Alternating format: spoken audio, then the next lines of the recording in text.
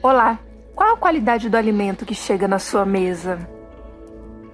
Quando você consome esse alimento, você está reproduzindo que tipo de relação com quem produziu, com você que compra? Ou seja, que relação social acontece aí e que relação que se estabelece e que é reproduzida com o meio ambiente? Você já parou para pensar sobre isso? Que modos de produção existem no campo e na cidade para que esse alimento chegue até você? O projeto Vozes de Gaia quer ouvir mulheres que se relacionam, produzem, comercializam e pensam, pesquisam sobre o alimento que chega até nós. São cosmovisões sobre a agroecologia, a agrofloresta, numa perspectiva da inclusão e da saúde, feita por mulheres que se relacionam com a terra, seja produzindo, seja pensando-a de uma maneira solidária e harmônica.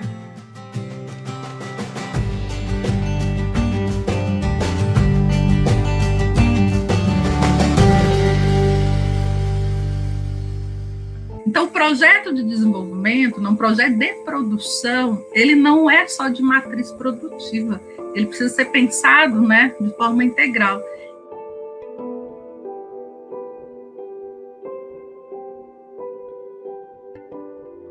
Olá, nós estamos aqui hoje com a Carla Emanuela. A Carla Emanuela é graduada em Arquitetura e Urbanismo pela UCG, é mestre em Geografia pelo IESA da UFG e é doutora em Meio Ambiente e Desenvolvimento pela Universidade Federal do Paraná. A Carla também é professora associada da Escola de Engenharia Ambiental da UFG. O agronegócio, por ser muito volumoso, né, em termos de riqueza econômica, ele estaria, então, trazendo essa riqueza para os municípios, né, especialmente aqueles municípios muito ligados a essas produções e a essas commodities, né, de grande escala, né, assim. Então, a gente tem aqui em Goiás, talvez, assim, Rio Verde, uma grande expressão, né, desse tipo de município. A gente poderia dizer que é verdadeira essa lógica de pensar que o município ele fica muito enriquecido por essa produção, e o que é o ônus disso, né, em termos de todas essas questões envolvendo aí esse município propriamente também. E será que, nessa perspectiva, a agricultura familiar também não poderia trazer muita riqueza para esse município? Como é que é essa perspectiva para você?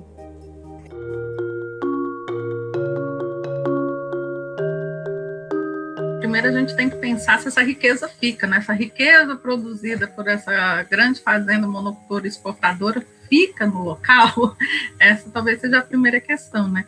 Se a gente for pensar os municípios que têm grande parte da sua área, né, com uma estrutura fundiária de grandes propriedades, médias e grandes propriedades, e a gente olhar, né, como é que ela se organiza, a gente vai perceber que raramente o dono dessa propriedade mora nesse município, né? Normalmente ele mora ou em São Paulo, ou em Nova York, ou em Dubai, né?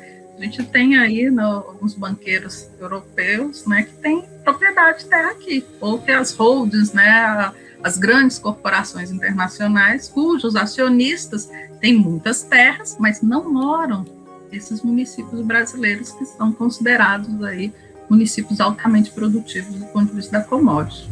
Se eles não moram nesses municípios, eles não estão gastando seu dinheiro ali também, né? E se eu for pegar assim, tá, mas esse produto comercializado gera imposto para o município. Bem, nós temos aí, desde 96, né, se eu não me engano se eu falei certo, acho que é por aí, mas 96, uma chamada Lei Candir. O que é essa Lei Candir? Essa lei, ela isenta de ICMS, que é aquele Imposto sobre Circulação de Mercadorias e Serviços, que é do município, né, será um imposto arrecadado para os municípios, Então, ela isenta de ICMS os produtos primários e semiprocessados. É justamente os produtos que vêm dessa cadeia, né, do agronegócio. Então, o que a gente observa é que municípios com grandes propriedades, médio e grandes propriedades, ainda que eu possa falar, né, de um PIB elevado da agricultura, né, um valor bruto da produção da agricultura, isso não reverte em riqueza para as pessoas, não reverte necessariamente em desenvolvimento.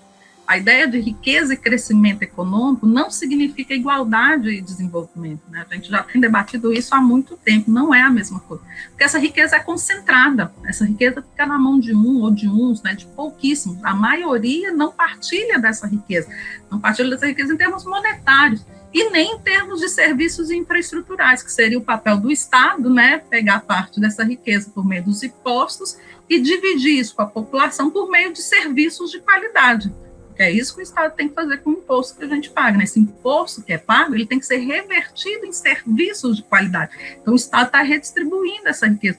Quando eu tenho escolas públicas de qualidade, quando eu tenho estradas boas, quando eu tenho uma política, uma ação de mobilidade, né, de transporte adequada, quando eu tenho hospitais, postos de saúde adequados, quando eu tenho assistência social, quando eu tenho política social adequada, é isso que deveria ser investido com esses recursos por meio do Estado, garantindo qualidade de vida para a população.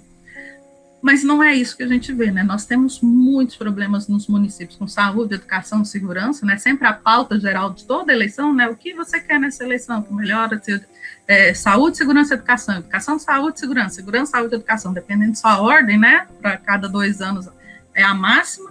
Mas, na prática, isso não acontece. E mesmo em municípios, né, considerados polos, né, emblemáticos do agronegócio. Você falou de Rio Verde, por exemplo, né, um município extremamente importante aqui em Goiás. Se a gente for ali no site do IBGE, né, do Instituto Brasileiro de Geografia e Estatística, que é já falei, mas vou repetir, é uma grande instituição nacional responsável pelas pesquisas de base, né, do país, ela vai conta a população, né, quantas pessoas tem na cidade, mapeia os empregos, mapeia as taxas de desemprego, mapeia os custos de cesta básica. Esses dados são importantíssimos para a gente conhecer, pensar a política, pensar o desenvolvimento. Então, se a gente for no site dele e olhar para Rio Verde, por exemplo, do ponto de vista do PIB, né, do Produto Interno Bruto, quem mais contribui no PIB do Rio Verde, primeiro é a indústria, depois os serviços, depois o agronegócio. Agora, se eu olho, por exemplo, municípios que eu tenho a grande parte deles de pequena propriedade rural, isso aí talvez seja muito característica de municípios da região sul, mas mesmo aqui em Goiás, se a gente for pegar municípios nossos que tem muito assentamento de reforma agrária, aqui, por exemplo, a região da cidade de Goiás, ali na bacia do Rio Vermelho, Goiás, na Itaboraí, Itoraí, mas no Nordeste goiano, que você tem pequenas propriedades, você tem os povos e comunidades tradicionais ali, né, Cavalcante, Alto Paraíso, se você olhar para ele, né, essa produção, essa rendinha que esses assentamentos, ou a renda de assistência social dessas pessoas, dessas famílias, onde que eles investem? Eles investem na padaria, no açougue, na loja de material de construção, compram as roupas locais. Então, a gente vê que quando começa a ter vários assentamentos rurais no lugar, a gente vê que tem uma dinâmica, né, uma melhoria daquele comércio local. A partir dessa perspectiva que a gente tem que entender a riqueza. A riqueza ela não pode ser só esse volume de riqueza acumulado. E não adianta eu pensar que eu vou fazendo aquela conta, mas tudo bem, professora, mas a riqueza per capita, se eu pegar, então, PIB per capita dos municípios que a senhora aí falou, né, está na faixa de 40 mil, 33 mil. Ok, sabe o que é o PIB per capita? Eu pego a riqueza toda gerada naquele município, né, todinha gerada, e divido pelo número de pessoas daquele município. Como se todo mundo ganhasse uma fatia desse. Então, assim, o PIB per capita não explica, né? Então, a gente precisa entender isso a partir de entender assim, para quem está indo essa riqueza está voltando como para esse município está investindo onde esses impostos estão indo para ter escola de qualidade. Os municípios que a gente ainda tem população rural estavam fechando as escolas no campo. Nós tivemos um processo de fechamento, né, algo aí um dado aí de uma pesquisa, né, na reforma agrária, na área rural, há uns 3 anos atrás, em torno de quase 60 mil escolas rurais. É um absurdo um país que está fechando escolas no meio rural. A gente não está falando que o meio rural está produzindo esse agronegócio, então, de onde está vindo a riqueza? Nós estamos fechando escolas. São contradições imensas. Então, a gente precisa equacionar, né? Riqueza não é crescimento econômico. Entender isso, né, ainda ficar achando que a riqueza é para uns e não é para todos. Pensando nessa lógica do sistema produtivo do agronegócio e essa relação com a tecnologia, né, é possível nós, assim, exemplificarmos, seria possível, se você conhece algum tipo de experiência exitosa nesse campo, em que o agronegócio, ele tem, ou ele defende, ou ele consegue, digamos assim, experimentar os valores agroecológicos?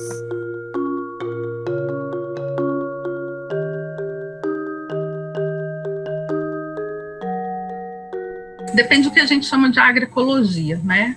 O que é que a gente chama de agroecologia? A gente não está falando de agroecologia só como um sistema produtivo. Não é uma questão de base técnica. Então eu vou tirar todos os insumos químicos e vou deixar de usar agrotóxicos, vou deixar de usar veneno, né? Vou fazer uma agricultura de base natural. A gente não está falando disso. A gente está falando disso, mas estamos falando de relações sociais igualitárias e equitativas, estamos falando de cuidado com a natureza, nós estamos falando de uma preocupação sanitária com a saúde. Então, a agroecologia ela é muito maior, né? Então, ela pressupõe um conjunto de relações. Estamos pensando na valorização dos territórios. O que significa essa valorização dos territórios? Da cultura alimentar local, da cultura, né, dos modos de vida diferenciados, porque uma coisa que é extremamente importante é a diversidade. Isso, do ponto de vista ambiental, é extremamente necessário, né, para a própria existência da natureza. Eu preciso ter vários tipos de vida, né, seja ela vegetal, seja ela animal, para aquele sistema funcionar adequadamente do ponto de vista, né, dos processos naturais. E com gente também, né, a gente precisa dessa variedade genética, dessa diversidade.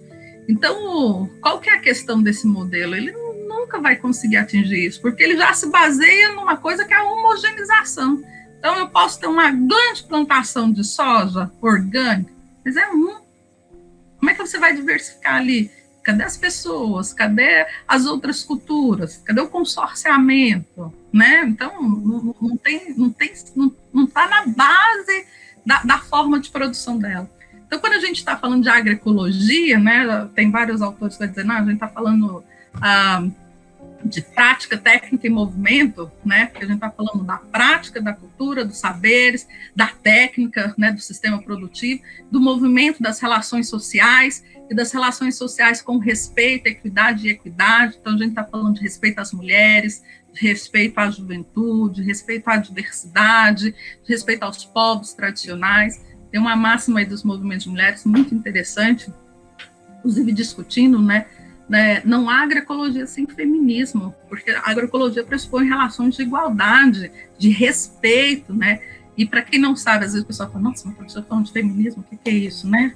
Falando que as mulheres têm que ser mais importantes que os homens? Não estou falando isso. O feminismo não significa que as mulheres são mais importantes que os homens, não tem nada a ver. O feminismo está falando de igualdade entre homens e mulheres.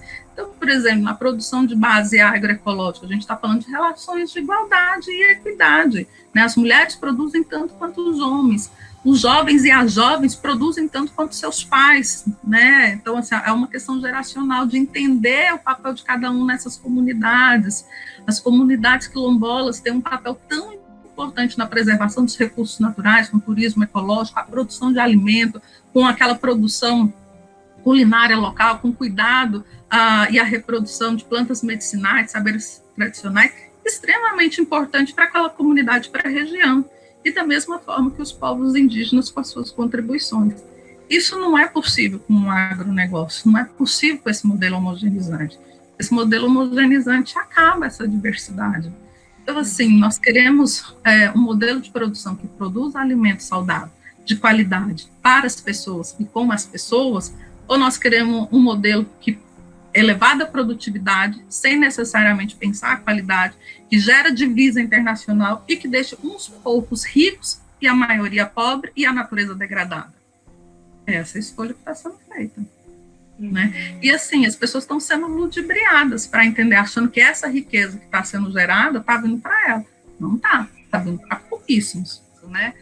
Princípios que tenham uma efervescência dessas atividades rurais, né? A gente conhece muitos assentamentos que fazem a festa da pamonha, a festa da colheita, a festa do milho crioulo. Isso é muito bacana, porque olha só, além de ter esse aspecto de uma produção mais saudável, uma produção alimentar, você tem essa relação de convívio, de compartilhamento, essas trocas comunitárias. E isso dá vida para o local, né? Isso dá vida, né, para aquela cidade, para aquela localidade. Essas trocas são extremamente importantes. Então, a gente pode ter a produção com essas trocas, a gente pode ter a produção com esse conhecimento sobre a natureza. Isso beneficia todo mundo, né? Não é só um outro. Beneficia a prefeitura, beneficia todos os moradores, né? Beneficia quem está na cidade também, com uma produção mais saudável, passa a conhecer. É muito triste quando a gente dá aula, né? Eu estou na universidade, mas eu tenho filhas pequenas, às vezes elas vejo elas comentando, né, dos coleguinhas, quando eu estava estudando urbano e rural, aí a professora, elas contam para mim, de onde vem o leite? Vem da caixinha, vem do mercado. E perdeu completamente esse contato de onde, de fato, é a produção. Né, ou pensa que o rural é ruim e a cidade que é boa. Por que o rural é ruim? De onde veio, né, na imagem que morar no rural é ruim? Mas olha só, se nós estamos falando de um rural que não se desenvolve, de um rural que está produzindo soja para fora, de um rural que não tem internet, de um rural que as escolas estão fechando, aí realmente deve ser ruim, né? Agora, por que a gente não pode pensar um rural que inclui um rural com essas festas comunitárias, um rural com esse arranjo social, um rural que a gente possa ir visitar, olhar as cachoeiras, acampar, experimentar uma culinária local, consumir um alimento de qualidade, ver pessoas diferentes? Isso não é bacana? Isso é super possível. A Europa está olhando para isso, né? A gente tem várias experiências, por exemplo, na França, de resgate do rural, de valorização das suas áreas rurais, inclusive, né, com esse status aí da preservação ambiental dessas culturas, os caminhos do vinho, os caminhos da uva, os caminhos da massa, da culinária local, já estimulando essa culinária diferenciada dessas comunidades que a gente chama aqui de comunidades rurais. Por que não fazer isso também? A gente tem tanto, né?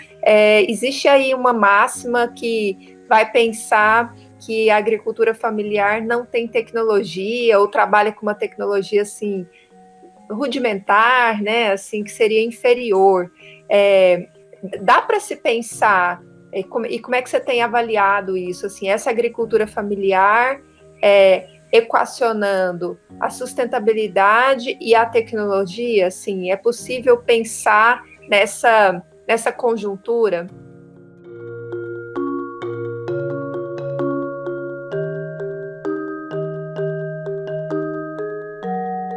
Olha, nós estamos nas 2 primeiras décadas do século XXI, né? Ainda discutindo tecnologia, algo extremamente impressionante. Se a gente for pensar a história do mundo, né? O que foi a industrialização, né? Que foi justamente a inserção de um desenvolvimento tecnológico que vai mudar, né, todas as possibilidades de desenvolvimento no mundo.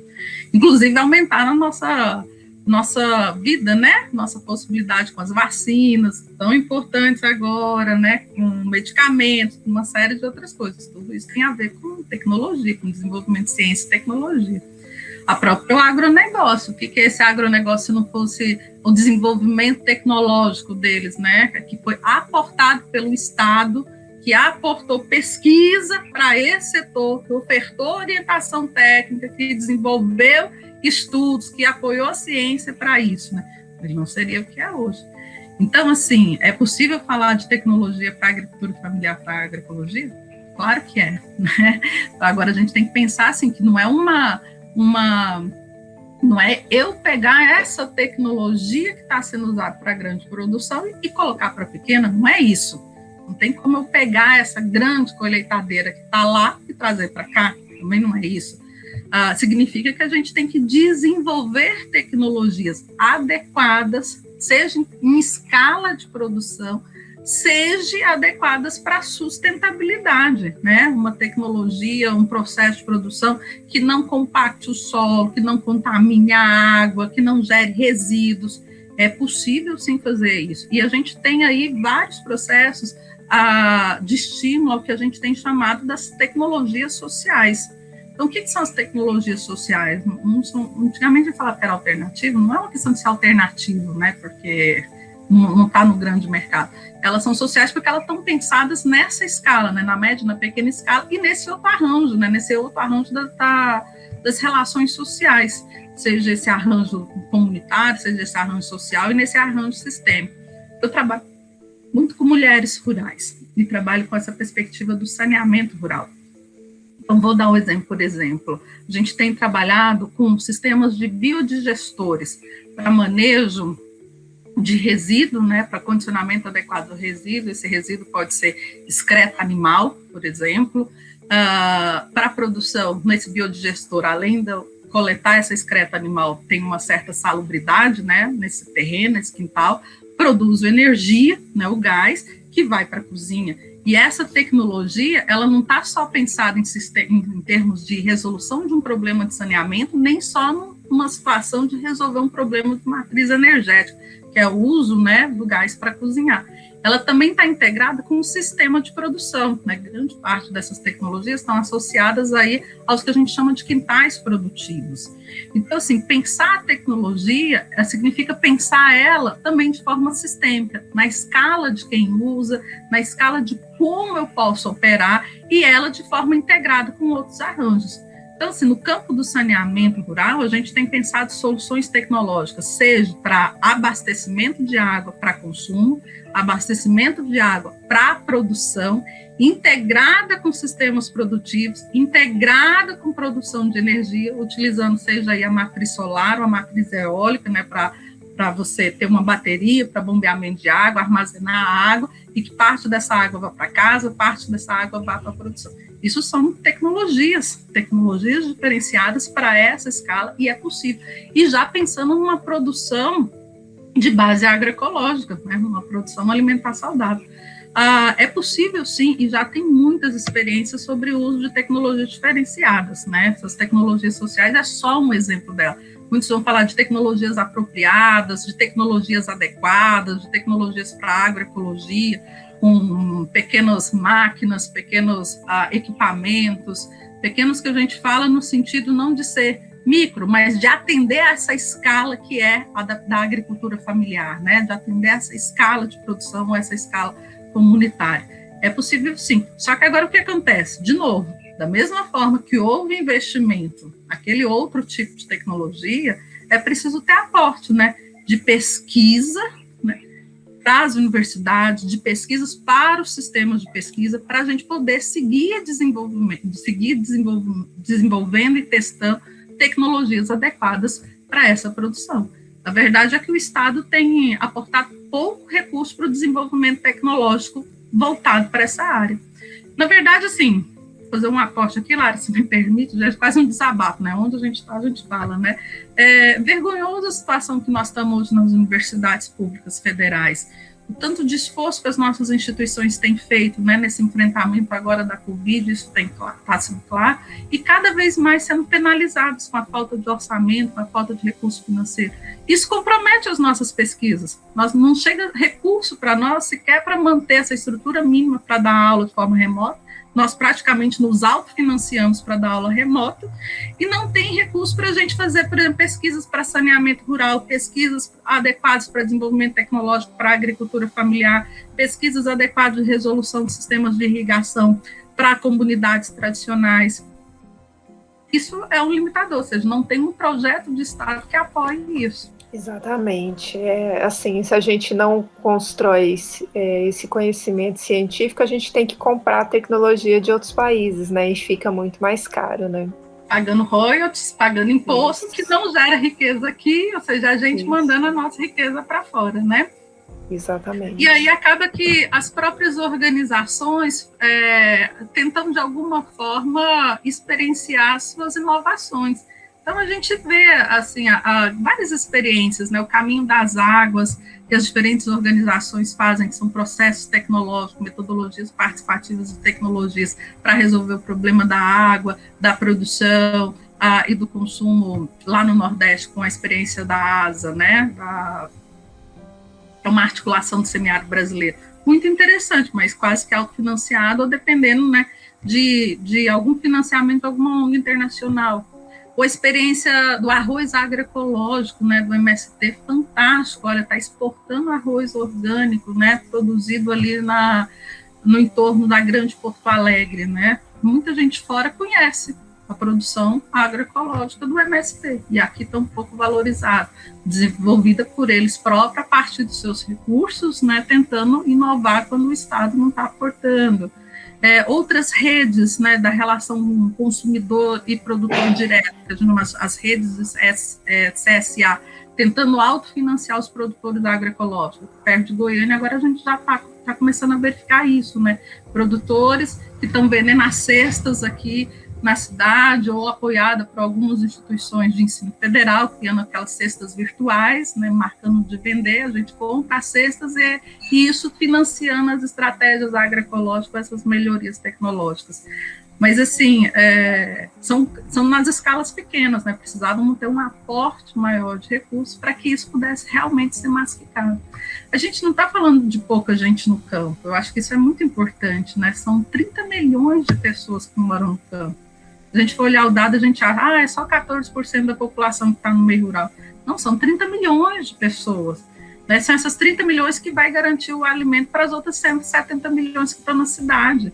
Nada mais justo do que a gente desenvolver ciência e tecnologia adequada, porque, de novo, ao apoiar essa produção, ao apoiar tecnologias adequadas, nós também estamos resolvendo o problema dos outros 170 milhões com preços mais acessíveis para os alimentos de qualidade, né? Isso gera condição de melhoria de vida na própria cidade. Cara, tá ótima a conversa com você, mas eu quero fazer a última questão para a gente caminhando para o fim.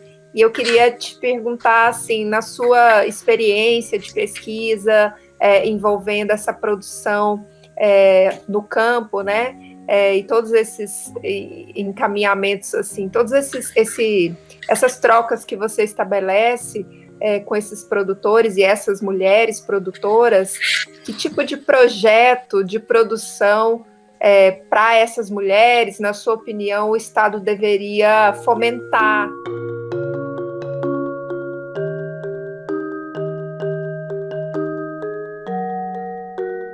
Eu acho que é preciso ter um projeto de Estado que apoie essa produção que a gente está chamando, essa produção de base familiar, mas é uma produção de alimentos saudáveis.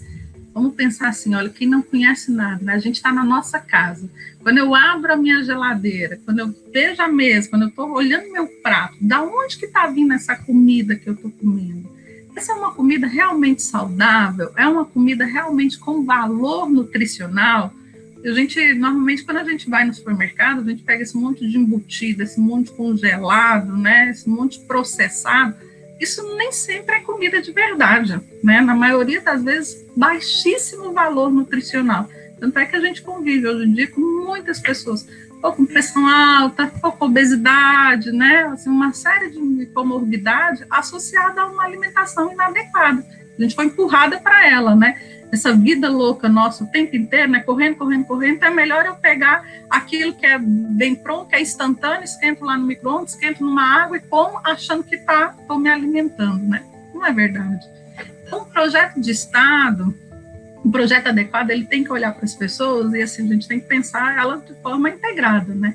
Então, nós que estamos na cidade, queremos comer uma comida saudável? Essa é a primeira coisa. Queremos comer comida saborosa e saudável, né? É a segunda coisa.